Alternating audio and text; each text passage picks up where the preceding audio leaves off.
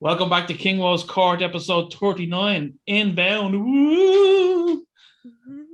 I have the originator of the woo here with me tonight, and it's an amazing pleasure to have Venus De Vilo, the voice of horror, with me tonight on KingWoes Court. How are you? I was going to say my man. How are you, my man? My man, well, Yeah. dude, bro, I'm just good. I'm just after been like, lifting some weights and crushing some cans and nailing some chicks. Yeah, no, I'm really glad to be here. It's been a long time coming, so thanks so much for having me on. I'm a big fan, so this is great. Thank you. I never heard of you, and I don't mean that in a bad way. As you said, I think you are Dublin's best kept secret. And I'm hoping I don't explode you tonight, but give people a little insight into who Venus really is. Yeah, I mean, we see how it goes, Excuse me. So you have an awful lot of strings to your bow, don't you? Really? And yeah, but what I'd like to talk about first of all is your music career. Because I can't believe... Did I see you have 16 releases or 17 releases or something like that? Yeah. Jesus. Yeah. It's unusual for me not to hear of someone with that many releases. I'll at least hear of one of them, but you're obviously doing a really good job of keeping under the radar. Is that by choice? It's a weird combination of yes and no. So look, I'll bring you back to I suppose where it began. Yeah. Basically, I wanted to be a musician since I was 6, 7, 8, specifically 8 years old when Britney Spears' "Hit Me Baby One More Time" hit the scenes and changed pop culture forever. Yeah. But so I wanted to be a musician since then, and since I was 11, 12, 13, finally at the age of 13 managed to bully my mother into buying me an acoustic guitar. I wanted to be Avril Lavigne, all that. Yeah. I've been writing since I was old enough. My first ever song I wrote when I was 5, and it was called Ghost Town, and it was about this people who go to this town. It's filled with ghosts and vampires. I literally have it framed in my room. I'll show you another time. Did you ever record it actually? No, because I was 5, so and it was the 90s, so you're later on when you're a 5-year-old. No, I am gonna go back and dig that out. It's over there in a pile. Awesome. That's it. That's great to have that, and that's just like me. We recorded a song that we had written 10 years prior to recording it, if you get me. Yes, and it was a really cool feeling to be able to finally kind of hear it on tape, say, Yeah. So go on anyway. So basically since I was 13 years old, I have actively been pursuing a career in the music industry, just with the writing and recording on my little box tape recorder, albums and demos, and trying to 13-year-old me sending out really shit demos out, leaving them in record shops and music shops, and when I'd go to gigs, I'd be there hear me, listen to me demo, oh god, hustle. Nobody can hustle like Venus De Vilo. So then when I first heard about the Ballyfermot College of Further Education's rock school, that was the only college I was going to go to. That was the only course I was going to do. All my teachers, I'd give, when I was in 5th and 6th year, I'd give them heart attacks and conniptions, because they were can you please just pick a career that we can put on the CAO? And I'm no, rockstar.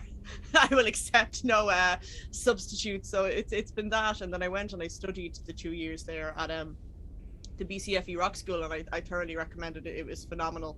It was a really important kind of period for me, because I was really bad. The passion and the drive and the creativity was there, but it's just channeling that and honing that and kind of perfecting your craft and learning to play guitar standing up and not just sitting down on your bed. That was a real make or break moment, my first time standing up playing guitar. And I'd kind of done a lot when I was a kid. I entered a lot of really cheesy kind of talent shows and stuff, and kind of singing in supermarkets and shopping centers and stuff like that, but it wasn't me, because I've been a spooky bitch since I was born. My earliest memory is me throwing a tantrum when I'm 2 or 3 years old in my pram, because I went to see Santa, and I was fucking the reindeer selection box back out of the pram going, I want the spooky mask, I want the spooky mask. So there's always been the love of music, and then the love of horror, and that kind of culminated. Is culminated even a word? Well, it is. Culminated, yeah. culminated into kind of Venus De Vilo, and I'd kind of always known who I wanted to be and who I was kind of very much influenced by, and I always kind of took great inspiration from the bands that I listened to, but I always wanted to kind of write music that I'd want to listen to myself. And I found that with women in metal, I personally wasn't satisfied with what I was seeing. Like, don't get me wrong, a lot of respect for women in metal, but just for my personal self, there was something I felt that was missing, just something with a bit more bite, like literally, because I always felt like songs, even in pop, they all have to be, if you're a woman and you're singing a song, it's going to have to be about love, and you're either have to be going like Adele, I'll never find someone like you, you know, really sad, or you'll have to go, I don't need no man, I'm Beyonce, look at my dance, you know what I mean? But I'm like, there's so much in love and emotions and everything in songwriting. There's all these wonderful, horrible, confusing in between emotions, like anger, betrayal, revenge.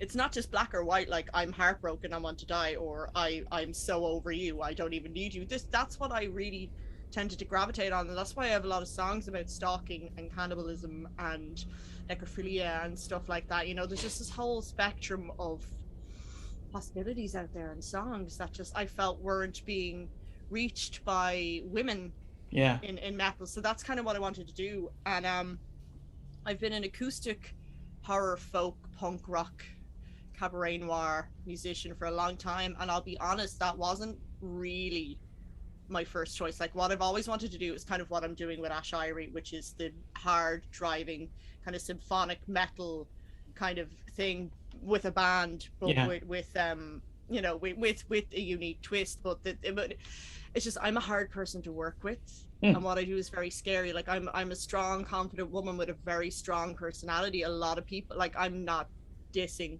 Irish musicians, but my personal direct experience is a lot of people are very frightened of that. They're threatened by that. They're like, who's this weirdo with an acoustic guitar singing about like burying her boyfriend alive, that kind of thing, you know? So there was a lot of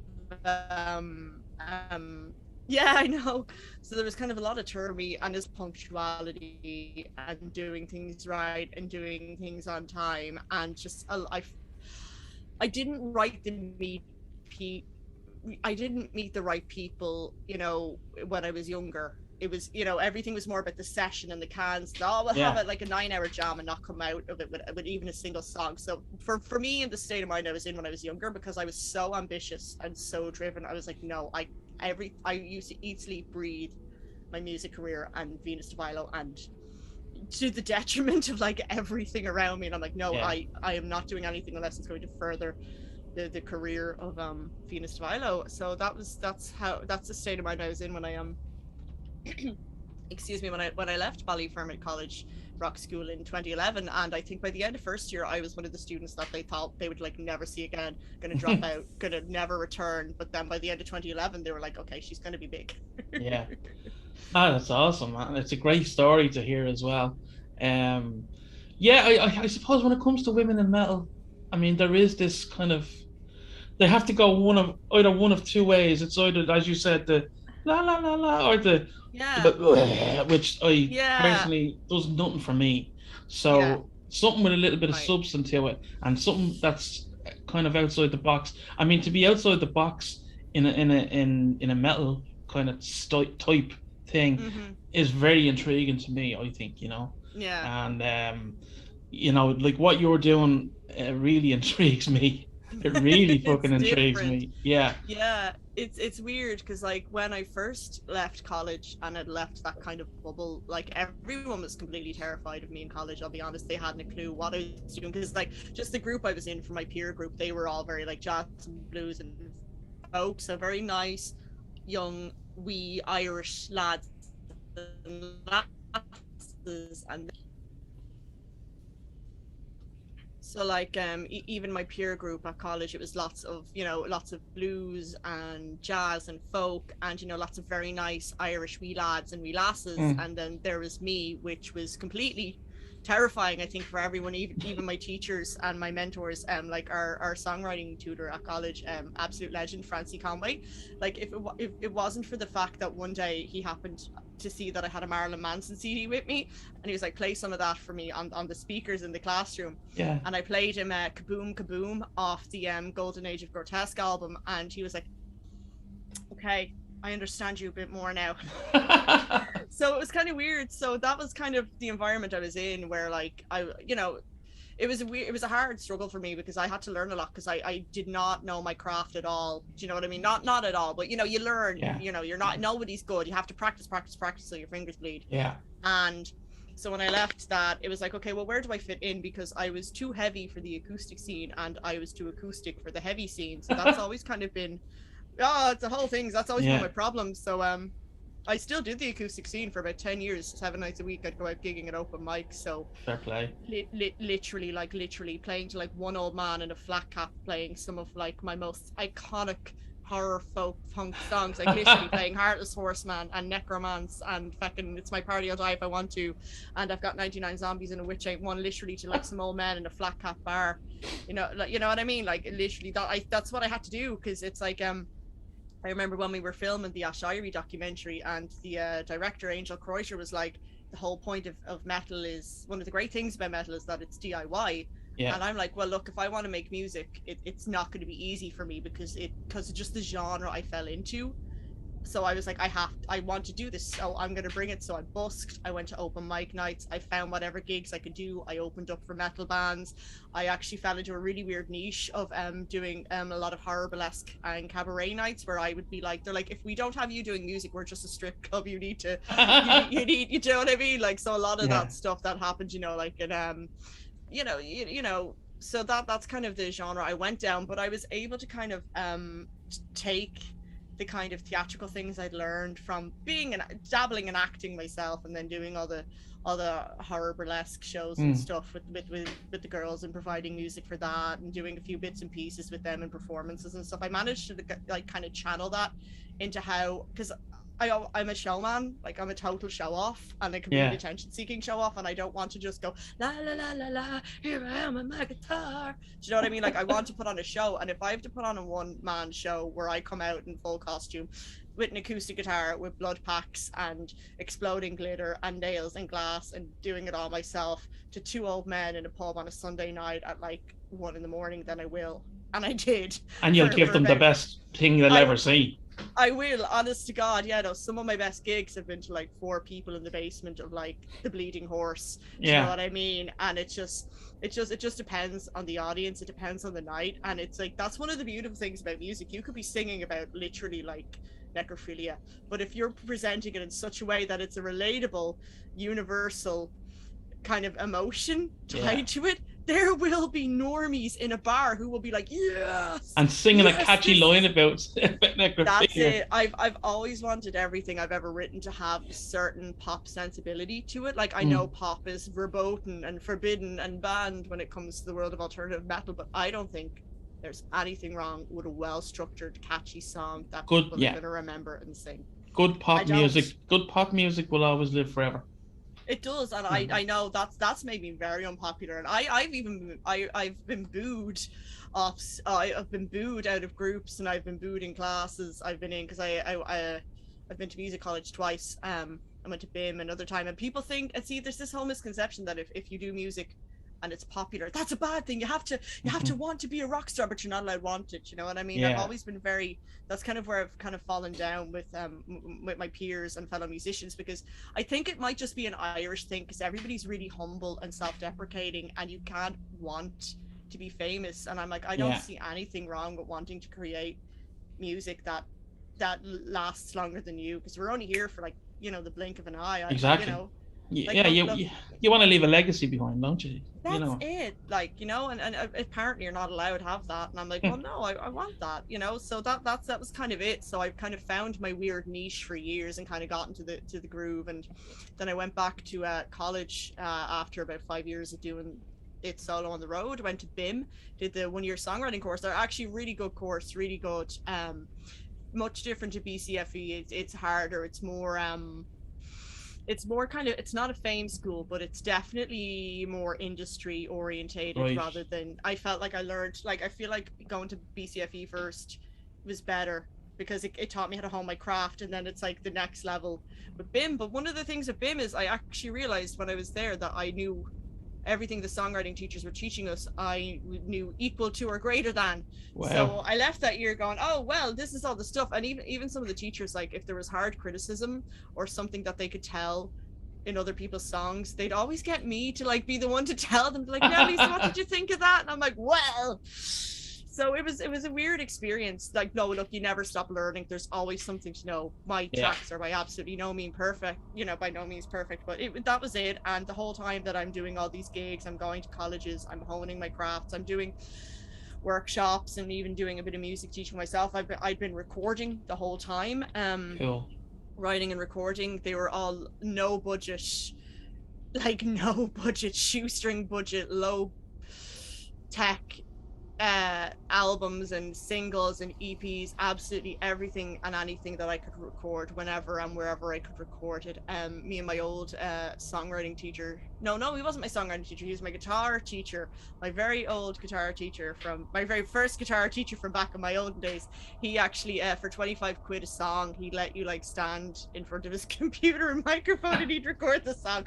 No, to be fair to him, Darren was actually really good, and he really helped me get my he helped me start my recording career, such as it was. And so I've been recording since then, and as you said, I've got like upwards of like I think it was around 20 albums, kind of, well, if you include singles and EPs and stuff, it was upwards. It was prolific. Just absolutely everything and anything that I could record, I did.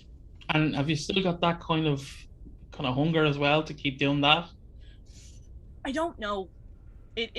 Life is strange. Life is very strange. I didn't have a great experience when it came to getting signed to a record label. No beef on the record label. Look, we just collaborated at the wrong time, and nobody benefited from the situation. Right. And it also came because it was just a whole thing. It wasn't even a whole thing. It doesn't even matter. Like they wanted to sign me, I wanted to be signed by them, but then unfortunately it just one of those things. I didn't know what to do with having a record label, and I don't think you really maybe knew what to do with me as an artist. A lot of that was to do with the fact that I had stopped creating music at that point. Like for mental health reasons, I had stopped writing, and it's still hard to get back into writing even now, like 4 years on. It's a weird one. It's hard because like you can't kind of do what I was doing for like 10 years and not get burnt out or have your confidence kind of shaken. It's just there's only kind of so much you can do on your own.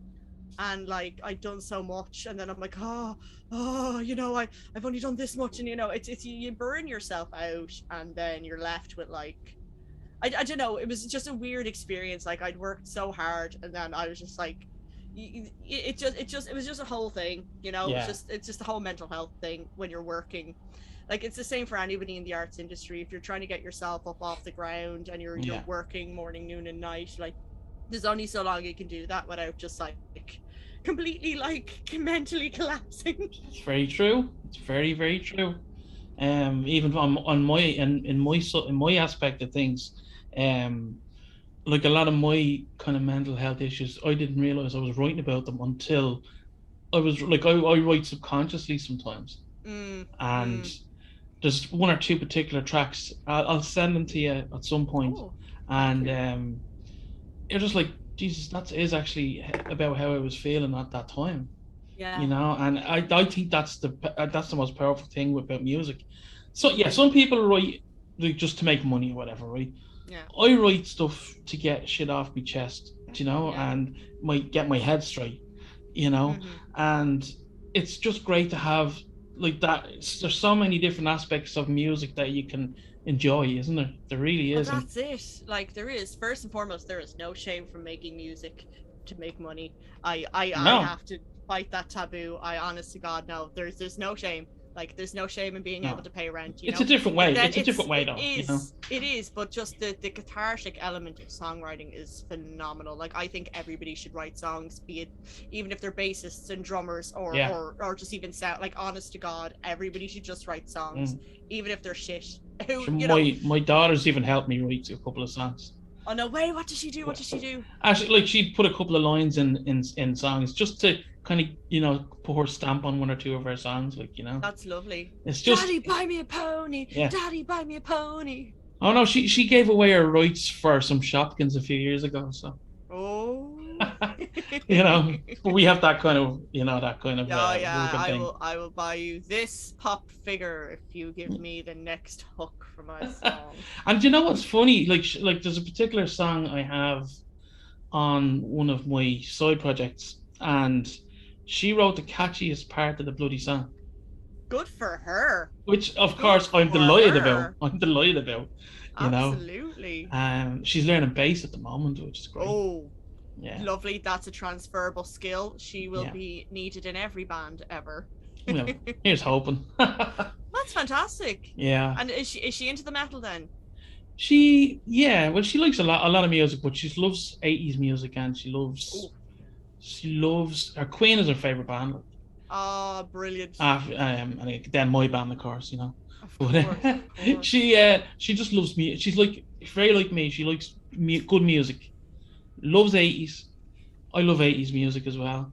And she's, she loves ABBA. She's mad about ABBA. Brilliant. Yeah. Yes, your daughter just has exquisite taste by the sound of it. Fair fucks to you for your parenting. Thank you. And the great thing about that as well is she has seen Slayer 3 times. Shut up. She's only 14. Yeah. So that's absolutely brilliant. That is some extreme parenting. Seriously, that's how you do it. That's it. Like, I mean, she would have been brought up in a metal household. My partner's a metal fan as well. But at the same time, we do understand if she wants to discover pop music with her friends and all that kind of stuff. So she went off and listened to that kind of stuff for about a week. The Justin Biebers of the world. Yeah. Now, I have said, if she did want to ever go and see that son of a bitch, I'd go and bring her, But, oh my God, you take a bullet for her, man. Yeah, damn right, man. Because imagine saying, no, you can't look at this music. I'd just make her want to watch it even more. So she came back. She came back in her own way. So that's fabulous. And you make a really valid point, because if you as a metalhead parent are putting your foot down saying, no, you can't like pop, no, you can't like rap, no, you can't do this, that's the exact same that parents of metalheads used to do. They're like, no, you can't be listening to that devil worship music, no, you can't do this, no, you can't do. It's the same thing, and it should flow both ways, the respect and the freedom to listen. I used to get a bit worried though when she would sing fucking Dead Skin Mask by Slayer, the song about again. And right, yeah. She'd be going around singing "Dance with the Dead" in my dreams. So I was like, oh God, what am I doing? Well, am I doing something wrong here? And then you fast forward to 6 months later, and she's singing "The Gambler" by Kenny Rogers, Okay. Child of diverse taste. But you know what? Last summer when I was walking home from work, I saw these group of 5 or 6 little young girls from the flats. They were walking out of my flats, and they were only about between 8 and 10 between all of them, and they were there that song WAP by Cardi B. They're like, I want you to park that Big Mac truck right in me little garage, and I'm like, no thank you. I hate and that shit. This is them just walking out in the street, and I'm like, no, seriously, it's disgusting. So Cardi B isn't saying anything that men in rap haven't been saying about women for donkey's years, so she can go ahead and sing that. But there's always this weird thing where it's when you hear little kids singing it, it's the parents. It all comes down to the parents. It is parental control, because grown women like Cardi B can write about whatever the fuck they want, but it's up to the parents, and it's that. So look, be glad your daughter's only singing about a guy, and she could be telling a bunch of strangers on the street to park their Big Mac truck right in her little. No. Yeah, well, that's not sad. Let's get that out of my head there. You know what I mean? Yeah. It's awful. No, it's awful. So you do spoken word as well, don't you? That's also part of the. I see you brought an album out this year. Yeah.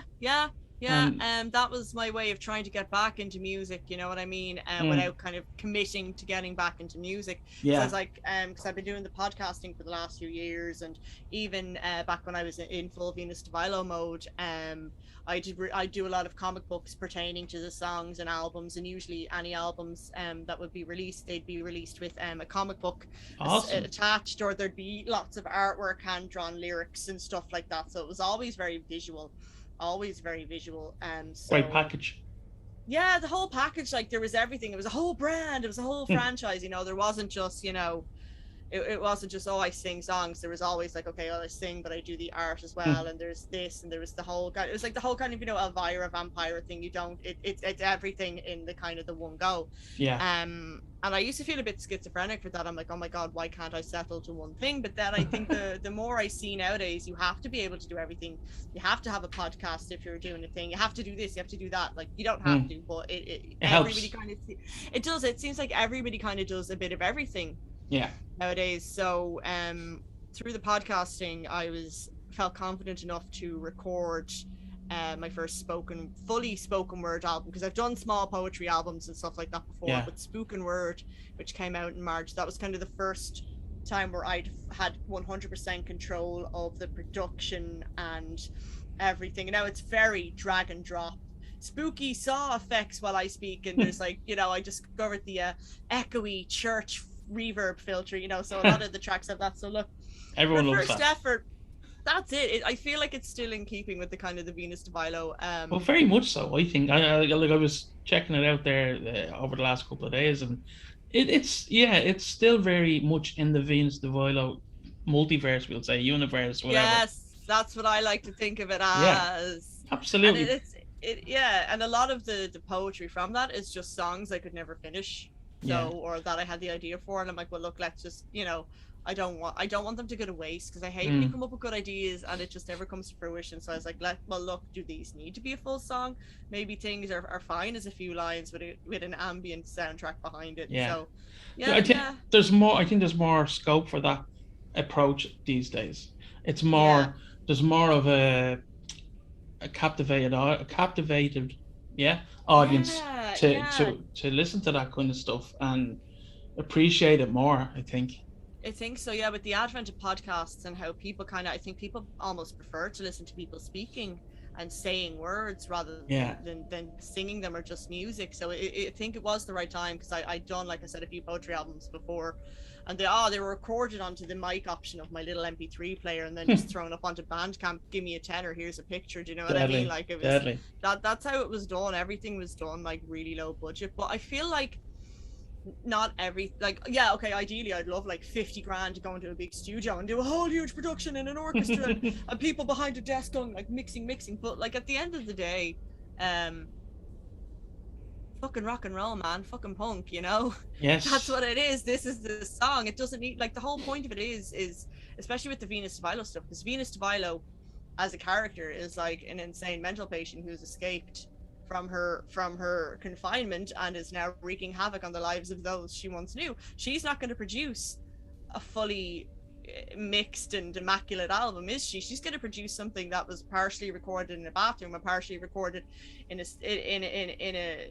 you know, alley, and gonna mash them together. You know what I mean? It's a whole concept, because with me, and particularly with Venus De Vilo, it's never just been about releasing music and releasing songs. It's always been about the concept and the idea, and it's crazy. She's crazy. It's great that you were able to have that separation from yourself.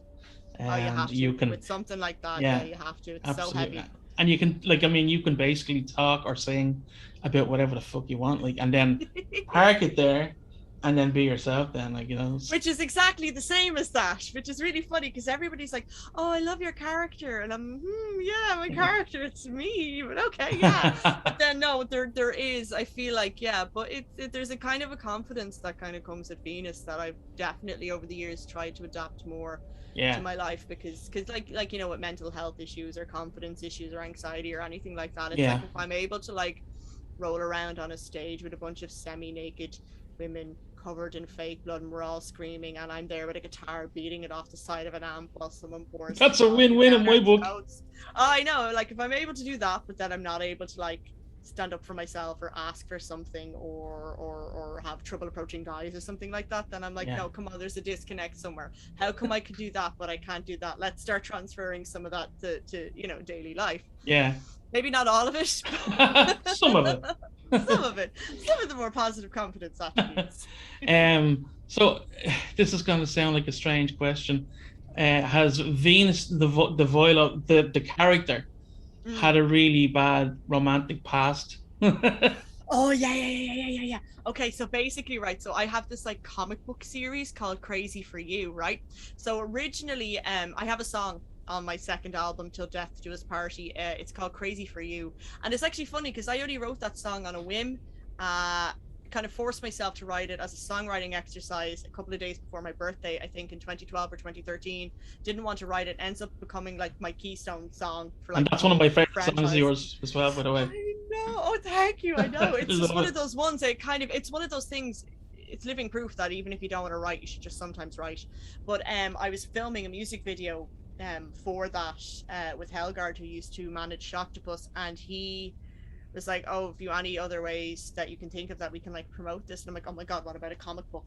So I wrote a comic book based on the backstory of well, the imaginary fictitious story of Crazy for You. For anybody who doesn't know, Crazy for You is about basically a person who breaks into someone's house who they've been having an imaginary relationship with. They're completely crazy, kill the person and eat them, or eat their significant other and feed it to them. So it's just the whole kind of crazy, like, imagine like, I don't know, like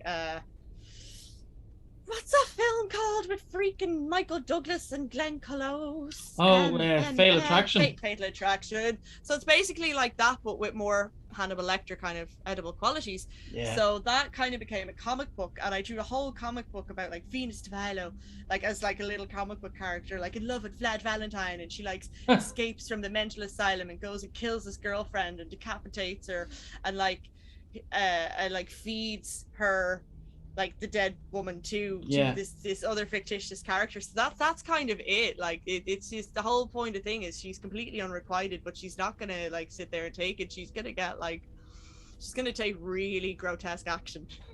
She'll get what she wants by any means. She gets what she wants. Yeah, you don't have to. You just have to be there. You don't have to be alive. Like a ride is a ride. Like. It sounds to me like Venus still has a lot more to say. That's what I think. Oh yeah, no, definitely. And there was a sequel to Crazy for You. There was Crazy for You 2, the sequel, and I have been trying to write the third one for years. It's just been a time issue, but I want to do like a big proper one. And I even want there's a whole thing. Like I did about 20 comic books in a very short space of time, and I'd love to keep doing that. It's just work, life, adulting. Like it's literally, there's just not enough hours in the day. It does. It gets in the way, doesn't it? At times, life. I mean, not your creative. Oh my god, that damn creativity! I wish I wasn't such a genius. Cut it off at the neck. So, I know as well you're very interested in Japan and Japanese culture and that kind of stuff. Yeah, the horror side. Talk to me about that brief. Don't tell me too much though, because I do want you to come. No, I want you to come on the slab in a little while as well to educate me on all that. Okay, well, long story short, as we've already established, I'm an absolute horror whore. Love horror of every capacity. But when you have read as much horror as I have, be it comic books, novels, novellas, and seen as many horror movies and listened to as many horror radio plays, and when you've absorbed as much horror as me, a lot of it starts to get very samey and very boring. So British and American horror, while I love and have huge respect for, I just wanted something more. And then I discovered the Japanese horror from both a cinematic point of view, and novels, not great, but the movies and even just the urban legends and the folklore, it was just like a whole new. It's like if you're like, oh, I might try smoking a cigarette, and then before you know it, you're shooting heroin. You know, I'm not saying you are, but you know, nice way to put it. Kinda, I know, yeah. It was literally just I saw The Grudge once, and I didn't look back. And I know a lot of people have a lot of issue with The Grudge because it's not that scary. Look, in 2000 it was okay. It was, and it was a whole gateway for me. So the whole Japanese thing, I just find them a bit scarier. than some of the more westernized horror. I think their ghosts are more aggressive.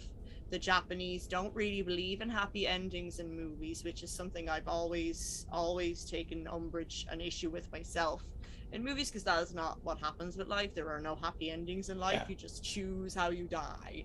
Very true. That's what I loved about Japanese horror, the fact that they were so brave, so raw, and so extreme. Oh, I love my extreme horror, but the Japanese just take that up a notch. But there's also this absolutely bizarre comedy to it as well. It's like, you know, almost perverse. Like, it's like there'll be horrible things, but then there'll be touches of comedy. It's just done really well. It's just done really well, and I just find it's very frightening. And I don't know whether I'm like a reincarnated Japanese person from another life or something, or whether I just it just happens to resonate with me because it's darker than some of the other horror out there, and that's just me. So I don't know, but anyway, that's always been an influence on my music as well. The younger Japanese people seem to have a voracious appetite for the dark and the strange, don't they?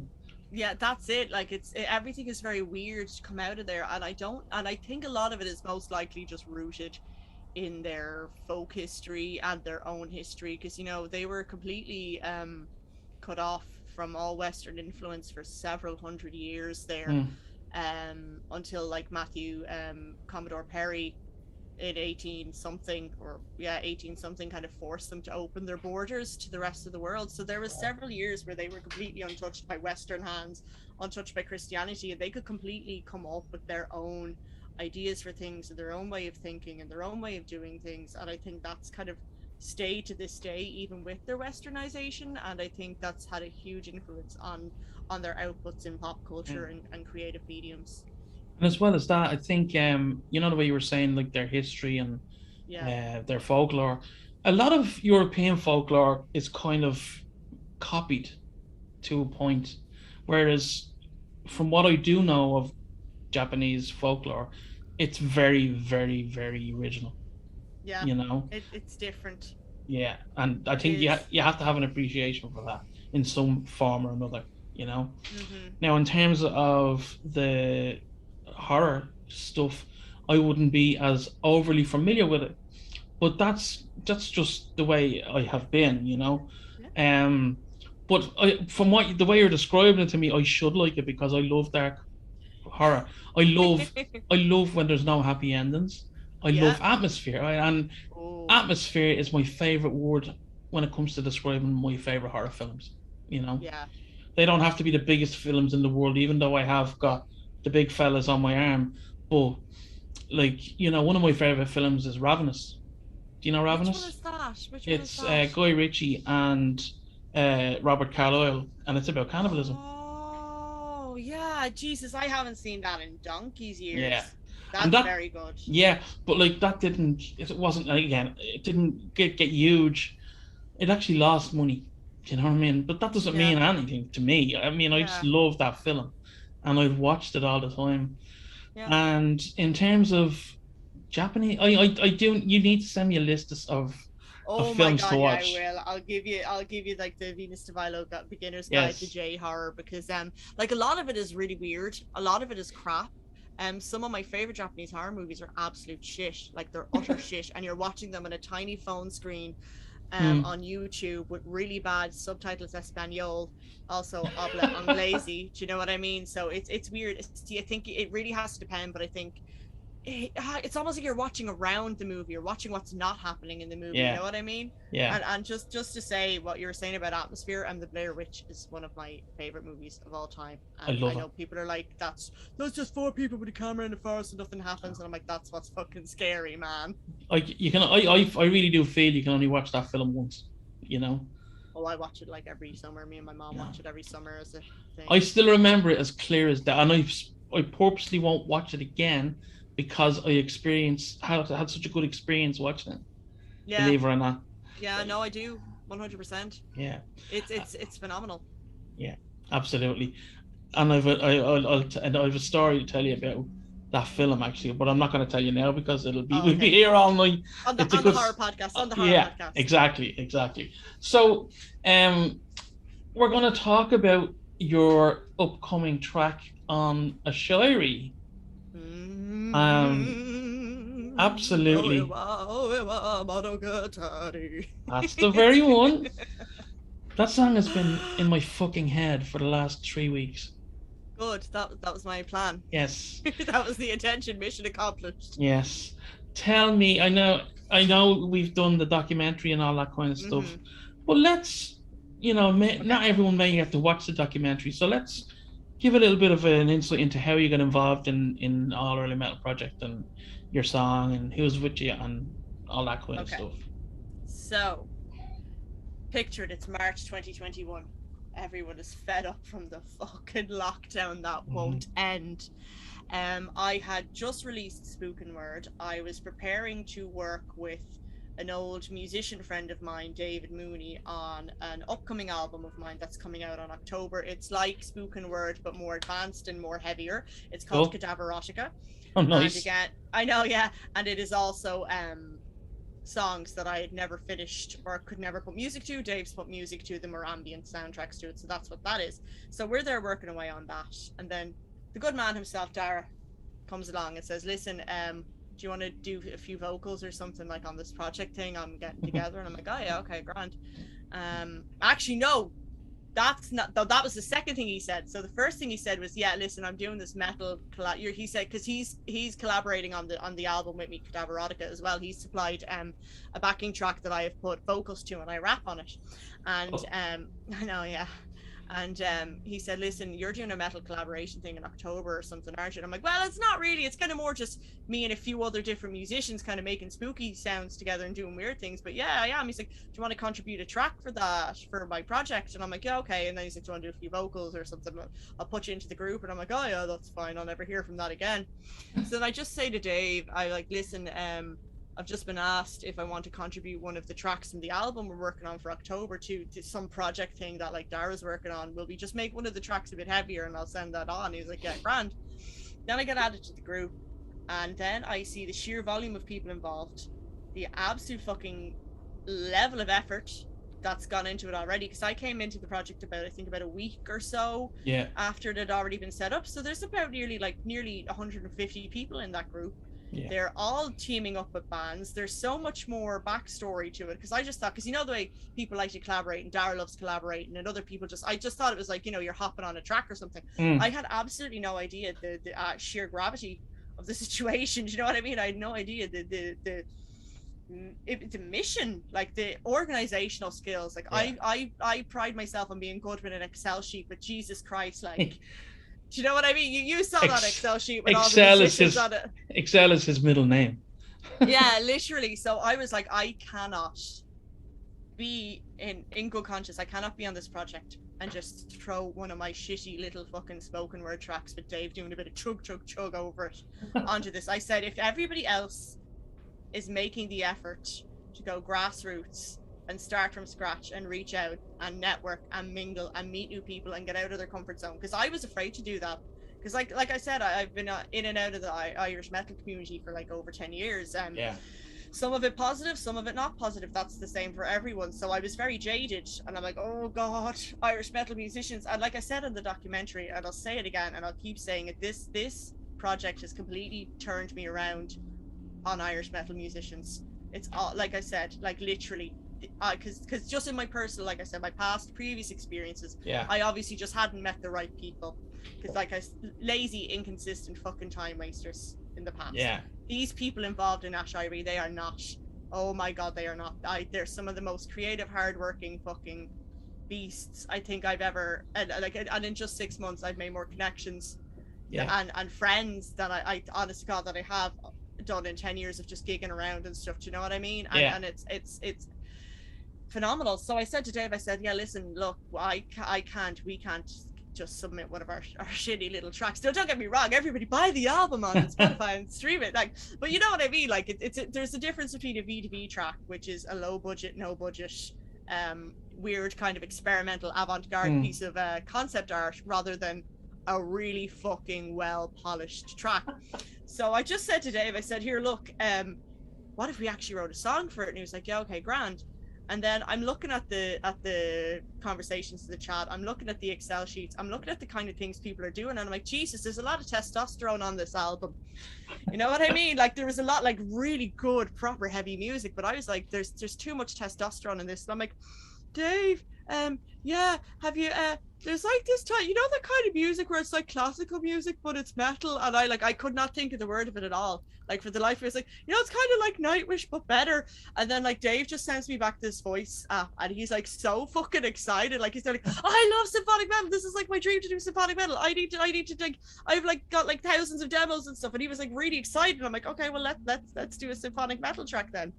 And he like just sent me, he's like, yeah, I'll send you on like something and you can have a listen to it and you can tell me if you like it or not. And you know when your face gets melted when you open up a track and you're like, okay, well, what's this going to be? Is this going to be Ho Hum? And then like, oh, that's literally what it was like. And it's so funny because shortly after Dave sent me that and I'm like, okay, we're going to be working on this symphonic metal song. Dara actually added me onto the group Excel sheet as Spooky Metal, Venus De Vilo Spooky Metal. And I was like, that's fine, I'll just leave that there. But then this chap sends me a message, Michael Bugajski. It's a Polish name, so please forgive me. I haven't drunk my window lean, so I can't pronounce it properly. But Mike gets in touch with me and he's like, oh, hi, I just saw on the Excel sheet that you're doing spooky metal. What's that about? And I'm like, oh, listen, sorry, it's not actually spooky metal. Just the organizer put that on before my project was solidified or anything. It's actually a symphonic metal project, man. Now, you're more than welcome to it. He's like, oh, yeah, so like I'm a symphonic metal drummer. And I'm like, get in my group, get in my group, get in my group, get in my group. It's like, you know, when Homer from The Simpsons is out and about and he finds like the expired medicines, wire hangers and newspapers on the side of the street. He's like, get these into the house. I'm like, get into my band. So then it was the three of us, and it was just the right, like I said, the right people at the right time. And it was so funny because I remember how excited I was when I heard Dave's first demo of the song that would ultimately, I think it was originally his version was called Plague of Worlds, and it's now called Oiwa Monogatari. And it's so funny because once they started putting live instruments on it, and it was like, oh, between Dave and Mike like mixing it and then sending it back and then the feedback and the back and forth, each version they sent just got better and better. And I'm like, I can't believe that, like, because it was so strong to begin with. I was like, shut up, this is unreal. It's absolutely, I mean, I personally wouldn't have been into symphonic metal per se, and I just... Me neither, not really. Yeah, I'd associate it with Nightwish and all that kind of shit. But this has something different to it. It has a bite. It has a bite, and there's... I must commend you on your vocals. Your vocals are absolutely class on the track. It's hilarious because that's not even me good. No, excuse me. They're awful. They're awful. I had to record them myself down in Troubadour Studios with this exact setup, a Rode podcast mic, and this little feckin' laptop here. Me with Audacity open in front of me, terrified for my life that something was going to stop recording, and clipping everywhere. And I'm like, I'm so sorry, just take them. If you want me to go kill myself, I will, it's fine. And they're like, no, don't even worry about, no, like, to be fair, Dave and Mike were absolutely fantastic for the support, because I'd recorded podcasts and I'd done like spoken word and stuff, so I had some audio recording experience, but for singing it's a whole different ball game. Big time. Whole different ball game. And it was great, and it was really weird to be singing again after like not singing for like 4 years or something. And it was really cool. And it's funny because I was actually going to do an Instagram video about this, but the song went through so many permutations before it became Oiwa, because like originally because the chorus that Dave sent was so good, because it's do do do do do do do do do do do, and I'm like, that is such a really good universal thing, because it's like syllable, here's some more syllables. Do you know what I mean? It's like 3-3-5 in the syllables, and I'm like, that's a really good chant. So it went from Dracula, battery, and then Cthulhu, and then for a while I didn't know what the story was, but it was going to be called bury me in red, and I don't know why. Do you know what I mean? And then, but I knew that in the wrong hands, that song, good as it was musically, it could kind of go out with a whimper and not a bang, because one of the key things I'm really, as a songwriter, really gay for is story. There has to be a story to a song. There's so many amazing, phenomenal metal songs out there, world-class musicianship, phenomenal structure, timing, but the lyrics are so lame and there's no real story. And I don't care what bullshit people are saying about it's from the heart. Yeah, but your heart is boring. Sell it to the audience. Do you know what I mean? A brown heart. It's like a combination of, you have to get the catharsis out, you have to get that feeling out, you have to give the audience something you can relate to, but you also have to entertain the audience. And that's one of the things I love about metal. Like, one of the best gigs I ever went to was Kiss. Like, they put on a show. I love Kiss. You know what I mean? I went through a big phase of them. Don't really like them anymore because they're a bit lame now. That I'm a cool grown up, but phenomenal. Do you know, you have that. And Alice Cooper, oh my god, so much love in my heart for Alice Cooper. He puts on a show. Every song is a story. Like, Alice Cooper was in absolutely 1 billion trillion % integral in the forming of I wouldn't have guessed.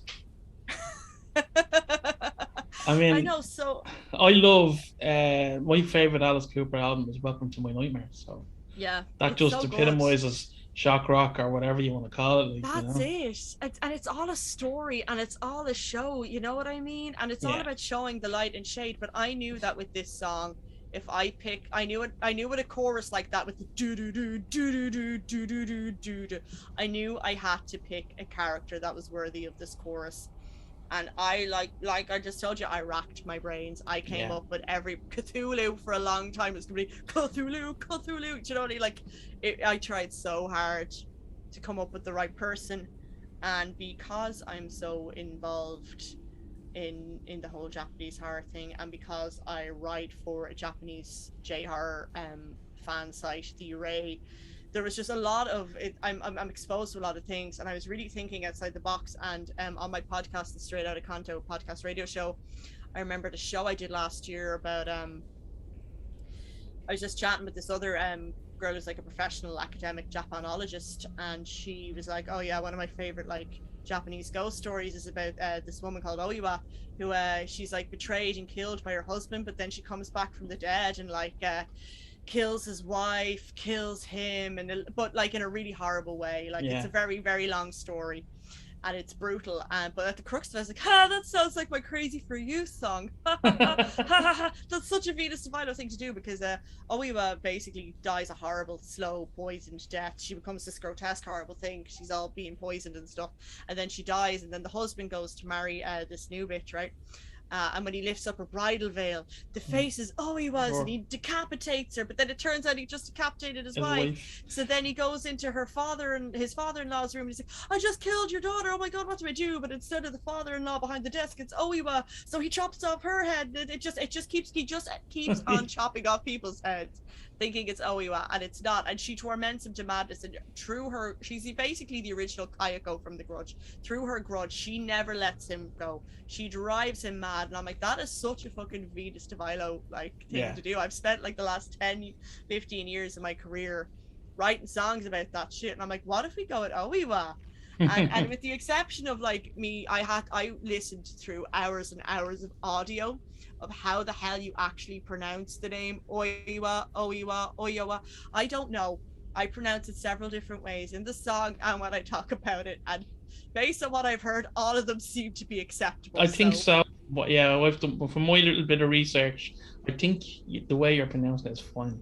It is. It seems to be like, because there's no one YouTube video or movie. There's actually a really good Takashi Miike movie called Over Your Dead Body, actually based on it, and it's interesting as well because it's not actually an obscure, random Japanese thing. The Legend of Oiwa is actually the something called Nihon Sandai Kaiden, which means the big 3 Japanese ghosts, and she is number 1. Wow. So it'd be like our Banshee. She'd be like our Banshee, do you know what I mean? Kind of, except she doesn't have a comb because she has no hair because it fell out because she was. And she's not singing. But that's kind of how that happened. Wow. No, she's not. So I just loved the story. I loved the betrayal because it was horrific. Because women being fucked over by men historically is just a topic of interest of mine, and just something I'm interested in and pay attention to, and you know, and just the repercussions. But then when you see them getting revenge even from beyond the grave, I think it's wonderful. So it's like a final fuck you. That's how that came about, and It is. It's marvelous. It's like Glenn Close getting up in the shower after she's been stabbed or whatever, or shot by Michael Douglas, and then you think, oh, she's gonna do it in this. That was a Japanese movie. She would have just killed him. She would have kept going. She wouldn't have gracefully died falling down the wall. So but it was a bit of a gamble because with Oiwa Monogatari, it's like there was kind of so much I thought kind of going against us because it was me. And because it was different, and because it was me being different, and it was like it was stepping outside my comfort, like, because Dave and Michael worked hard, and I'm sure they did have challenges with this project, even though it seemed to work really well. So, wow, no complaints. But symphonic metal is kind of their thing. Being in metal bands is their thing. Right. This is my first time being in a proper kind of band, and my first time providing vocals for a song that I hadn't written myself, because normally I'd acoustic guitar and vocals, Ed Sheeran it, you know what I mean? That's what I do. So it was Dead Sheeran. Oh, you can have that one. I'm taking it, thank you. It was a weird one. It was hard because it was my first time in so long singing vocals for a song that kind of wasn't my own, if you get me. And even just, can I sing in a non-Venus De Vilo style? How do I keep Venus De Vilo but do something different? And I actually think we managed to achieve that. Very much so.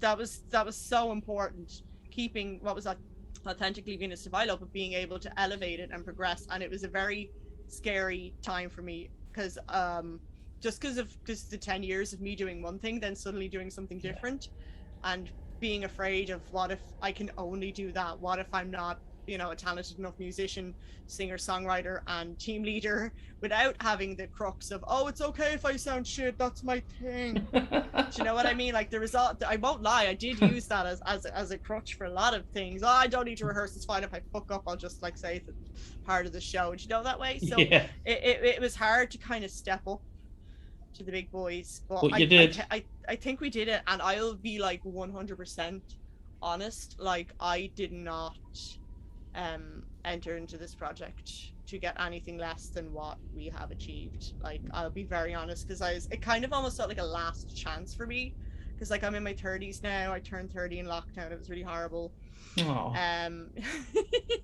Just baby 30 in a lockdown. I know, but still, when you're a woman, it's a little different. And it was hard. And when you're like, okay, well, I haven't done music for a few years, can I still do it? Should I still do it? Do I still want what I wanted back then? And then to do a project like this, I was like, right, well, you can either not do it or do it. There's going to be no in between here. Because I think if I'd gone in and everybody's like, that shit, get out, I would have been like, okay, grand. But if I'd gone in and gotten like a meh reaction, because a reaction is better than no reaction, whether it's good or bad. Absolutely.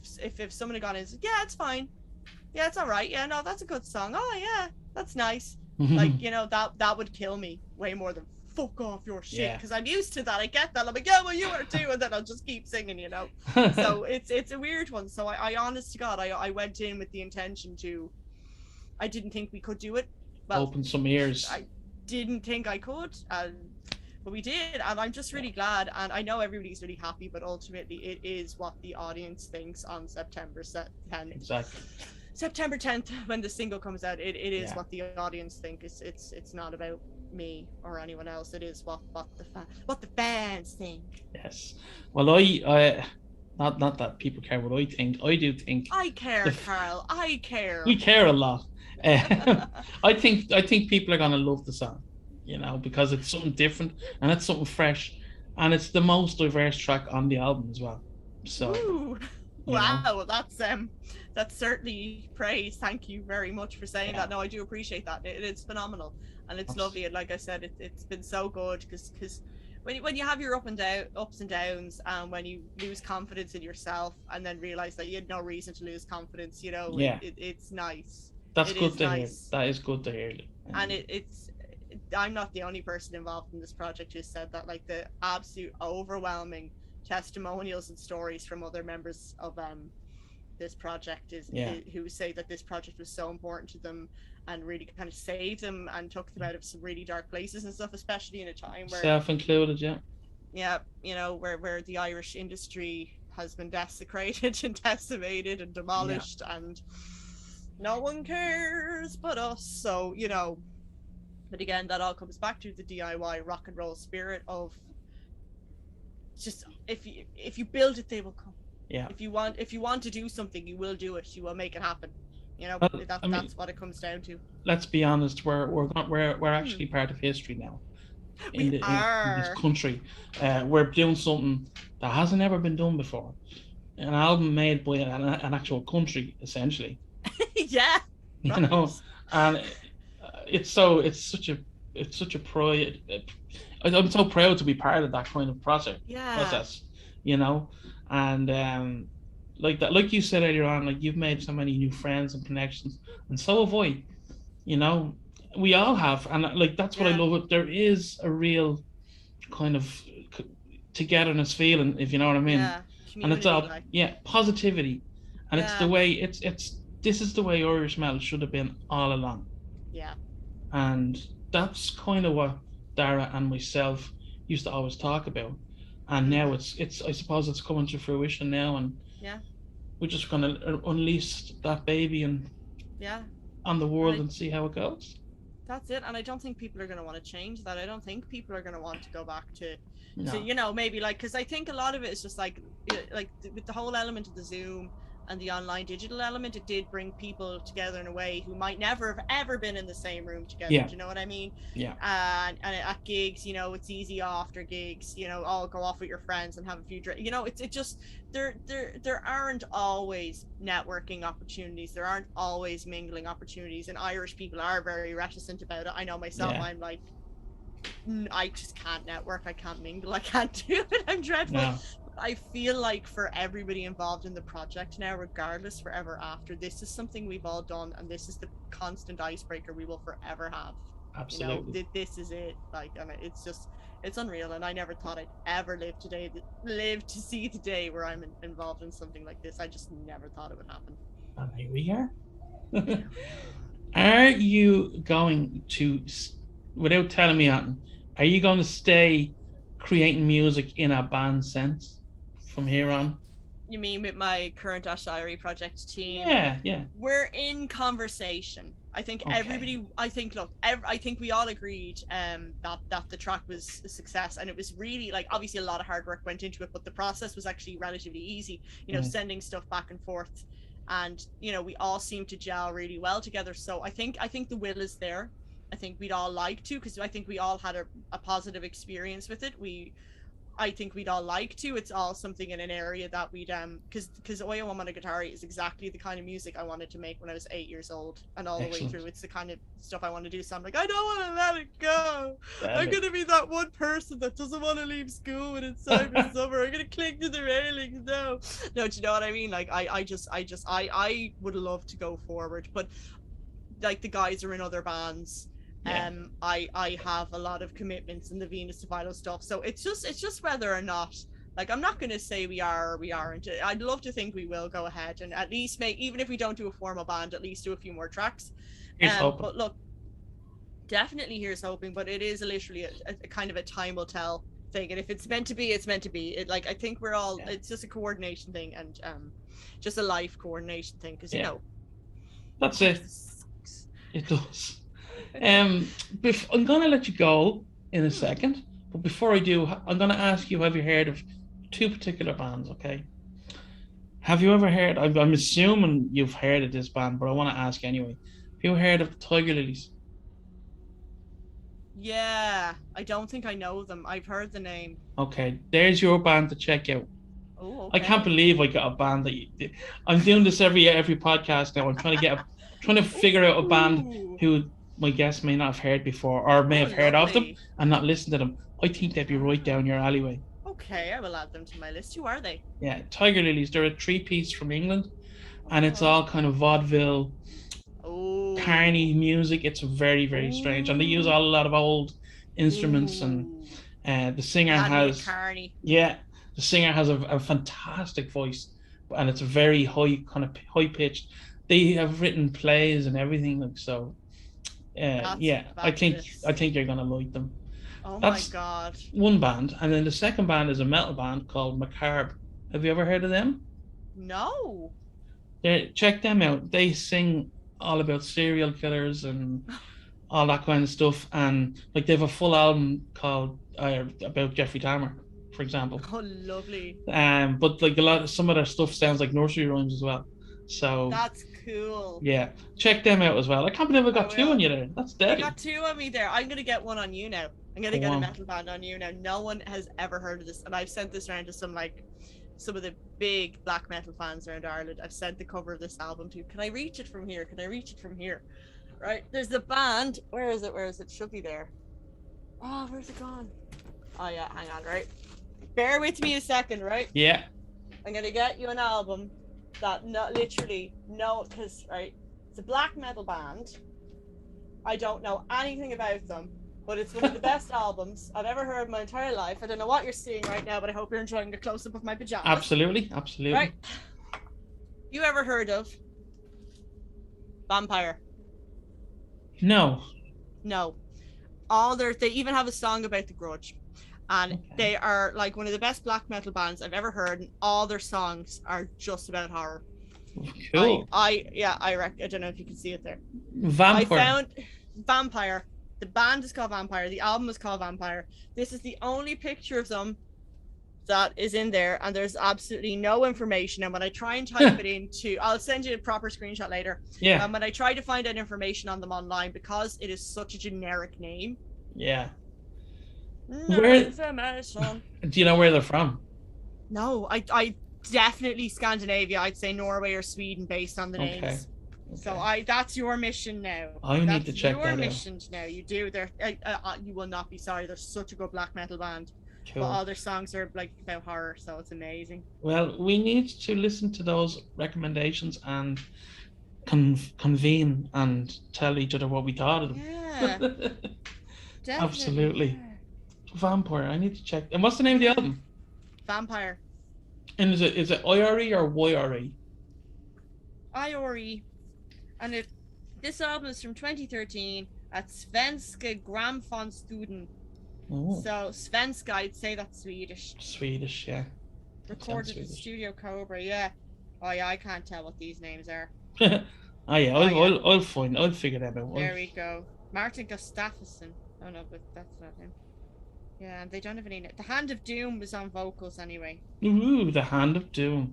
Yeah, guitars was black string, command was bass guitar, and ratwing was battery. I'm assuming that means drums. Yeah, it sounds like it. I'm definitely going to check them out. I know, right? So there you go. Fantastic. Well, look, we will wrap up now. It has been an absolute pleasure to chat to you. And I really do think you are the diamond in our rough at the moment. I really do. And I know, seriously, I mean, I can't wait for people. Obviously, I can't wait for people to hear everything on that we're going to release for these 3 albums, but I cannot wait for people to hear this song, and it's like you wouldn't believe how much myself and the community love this fucking song, Aww. So I know I just can't wait for people to actually discover you, and that frightens me. Nah, you've all of us behind you, don't worry. That frightens me even more. Get away. What are you doing behind me? Might be dinner first. Listen, Venus De Vilo, and I'm going to give you your real name, Lisa Harris. Thank you so much for coming out to KingWoes Court tonight. It's been an absolute pleasure. All right. Absolute pleasure. Thank you. And we are going to get some beers when we can release. Oh, this 1 thing. trillion billion. I can't wait. Billion%. It's gonna be great. All right. Well, for now, folks, KingWoes Court, we are out of here. Bye. Well, I don't just haunt on Halloween. I'm an all-year-round nightmare queen. Keep your pumpkin heads. I'm searching for my heart instead. I curse for the death of God's measure. And the sea that we take, dirty and low. I go road from hell with a vengeance eyes. The heart just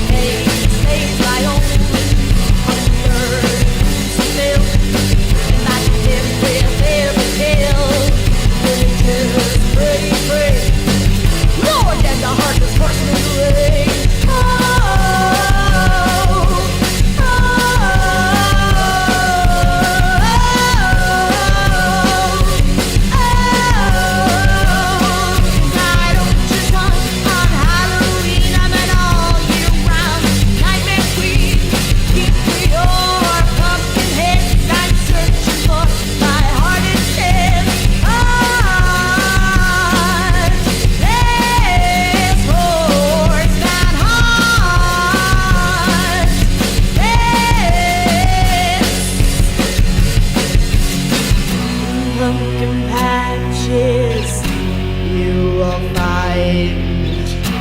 He who carved this crooked smile on his knees to me returned.